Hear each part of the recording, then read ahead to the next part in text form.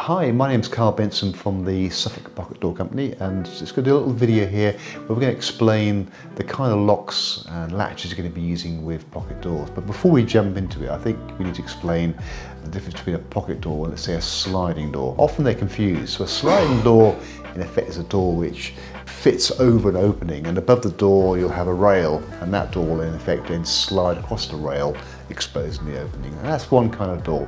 Pocket doors are a very, very different beast altogether, and pocket doors by their nature in effect slide into an opening within the door, otherwise known as a pocket, so that it'll actually slide all the way across.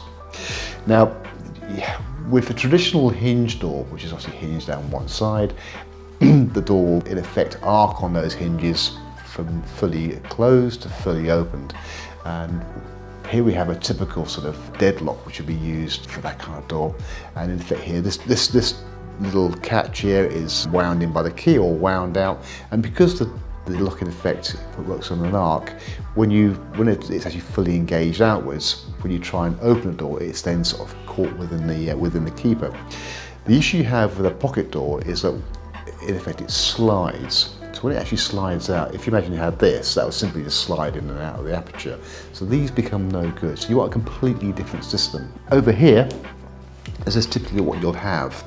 So if you can see here, you've got this little hook coming down, and this hook is driven by this little catch here that you open and close.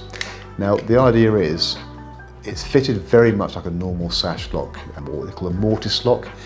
The side of the door is marked out. You then remove the material, you do a little recess for the faceplate here, you insert it, and the idea is when you close the door and you bring it up to the close position and you then engage the lock, this hooks around, and effectively what it'll do is it'll go through its opening here and actually hook behind it. So the idea is you can't actually slide the door back open. There are some modifications, stuff that we've brought into as a company. This is a very similar system here. Exactly the same thing applies. You can see here, this little catch comes out and hooks over. But the beauty of this is something I quite like. It's very much reminiscent of what the American market, how they do things, is that basically there are three component parts here. This is this sort of like tube here or circular part here, and these two turn releases. They effectively, you just drill a hole into the edge of the door. This will fit into. Either side of that, you've got these two little, well, this one here is a turn, this side here is a release. And these are essentially just cut up with a hole saw. So if once you're set up and you jigged up, you've got your measurements right, it's a very, very fast operation. Clean, neat and tidy. You're not spending ages trying to mortise things out and get them dead right. These are literally just basically two drill sizes and away you go. Now what I've shown you here is a classic, what we would call a bathroom or a bedroom turn and release. So when you go into the bathroom, you can in effect lock it with this turn. On the other side, which is, by the way, a legal necessity when it comes to new builds and bathrooms, you've got this little piece here where you can put a 2p piece in to release, as in, well, if, for example, there was somebody got stuck in the bathroom, you could release to let yourself in there. When it comes to actually locking, that gets into a different issue. Would you, I mean, I can't think of many circumstances where you can actually get there where you actually want to physically lock a door. I haven't got a sample here, but I do know after looking online, there's a company out there called Chubb, and they do a deadlock, which is very, very similar to this. It's actually quite clever. So if you can imagine this little piece here had been machined out into about 4 different sections. When you turn the lock, in effect, they splay out, and that way there, you can actually key it from one side.